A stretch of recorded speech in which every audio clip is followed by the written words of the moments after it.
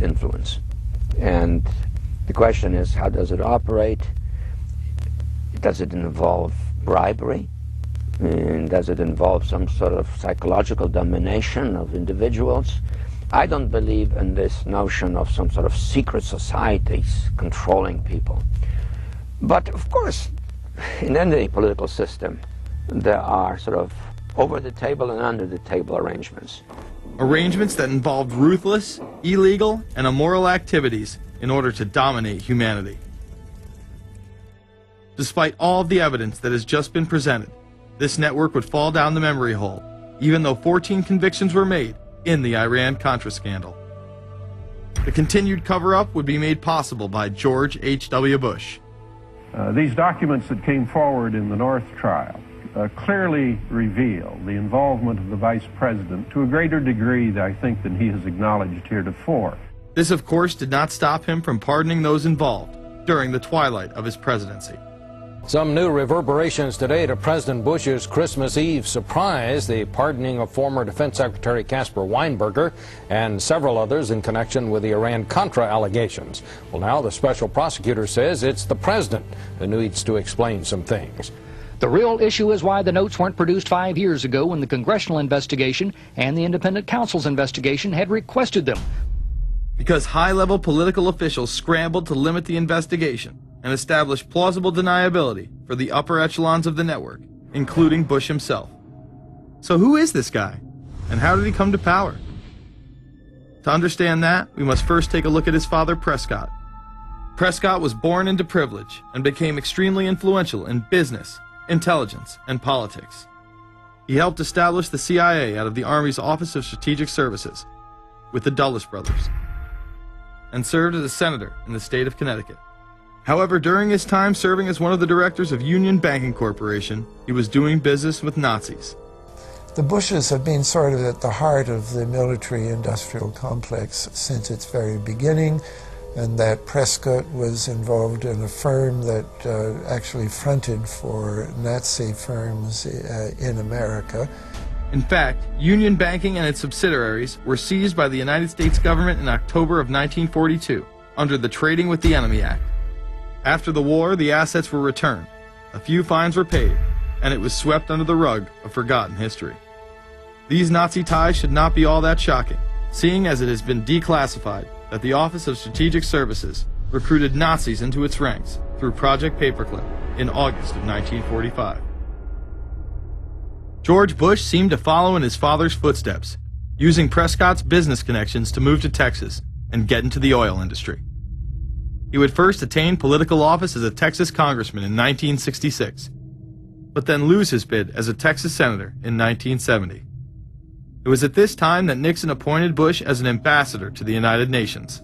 According to official accounts, Bush then began work with the CIA as its director in 1976. Evidence suggests that Mr. Bush and the CIA actually had a much longer-standing relationship.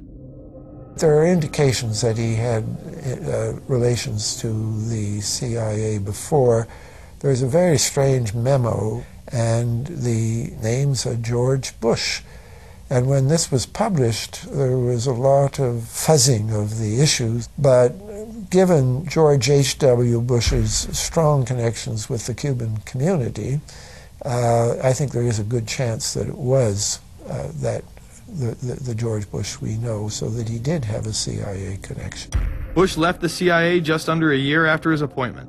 He is credited with restoring the agency's morale, as its image was being shattered by the Church Committee's revelations of the CIA's unauthorized activities involving assassinations and corruption.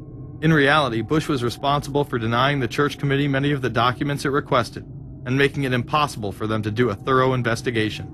After his time as CIA director, he devoted himself to becoming the next president of the United States. Many people within his own party did not like his globalist ties. Along the campaign trail, Bush continually had to explain his association with the group. You know J.R. Ewing in the show Dallas? J.R. is a member of the Trilateral Commission, I think. It's got to be because it's so bad. Let me tell you something. I used to be a member of it. I resigned, as I did from every business thing I was in, to concentrate on one thing, running for President of the United States. Ronald Reagan initially had no interest in having Bush as his running mate, Even then presidential candidate Ronald Reagan had questions. I would suggest that maybe Mr. Bush clear the air if he'd tell us why he resigned. Reagan's backers then forced him to choose their intelligence frontman, George H.W. Bush, as his vice president. But in spite of last year's campaign rhetoric, all seems to be back to normal between George Bush and his old colleagues, and President Reagan, who is relying on many of these powerful business leaders to make his economic package work, will host commission representatives at the White House Monday. After Reagan's election, there was an attempt on his life, just 69 days into office. Astoundingly, Bush would again be connected. So just who is John Hinckley, Jr.? When he left this neighborhood 8 years ago, he was, by all accounts, well-liked and seemingly normal. This donut shop near the motel was visited by Hinckley, who reportedly waited for a phone call here each day, even though he had a phone in his motel room. The nature of the calls is not known. A touch of irony. The young man walking with the elder Hinckley is 30-year-old Scott Hinckley, John Jr.'s brother. He and Vice President Bush's son, Neil, are friends. They had planned to have dinner together in Denver tonight. The plans have been canceled. We were told Hinckley was a madman acting alone. If that was the case, why was he making phone calls from a payphone down the road instead of his hotel room? Why was the would-be assassin's brother a family friend of the man who stood to gain the presidency? While Reagan led the nation in the public eye, Bush exploited his power through the largely unknown Continuity of Government Directive. In the United States federal government, there is a super-secret agency which controls this shadow government. The National Program Office allowed Bush and his network to attain executive emergency powers. Ronald Reagan authorized the National Program Office when he signed a top-secret directive in 1982. Oliver North was one of the key officers responsible for the program's startup. Under the NPO's direction, 4 agencies were charged with execution of the Doomsday Plan: the CIA, the Departments of State and Defense, and the Federal Emergency Management Agency. An effort was being made to consolidate continuity of government programs across several major departments of the government under one office. After 8 years of secret wars, covertly sponsored revolution and assassination had advanced globalist interests and allowed Bush to achieve his lifelong dream by becoming the 43rd president of the United States. The fall of the Soviet Union left the United States as the sole superpower in the world. The Wolfowitz Doctrine stated, "We must maintain the mechanism for deterring potential competitors from even aspiring to a larger regional or global role." The New World Order was on display with the first Gulf War and the creation of a European Union.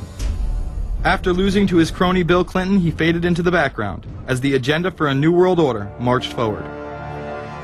After 1989, President Bush said, and it's a phrase that I often use myself, that we needed a New World Order. We have just exposed many of the globalist operations, including drug dealing, funding terror, dealing arms, and taking over the United States government by stealth. Whenever these agendas were threatened, those who opposed them ended up dead.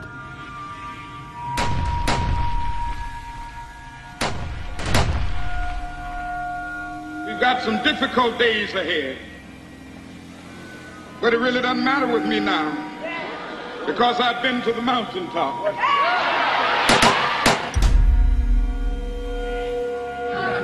My thanks to all of you, and now it's on to Chicago, and let's win there. Thank you very much.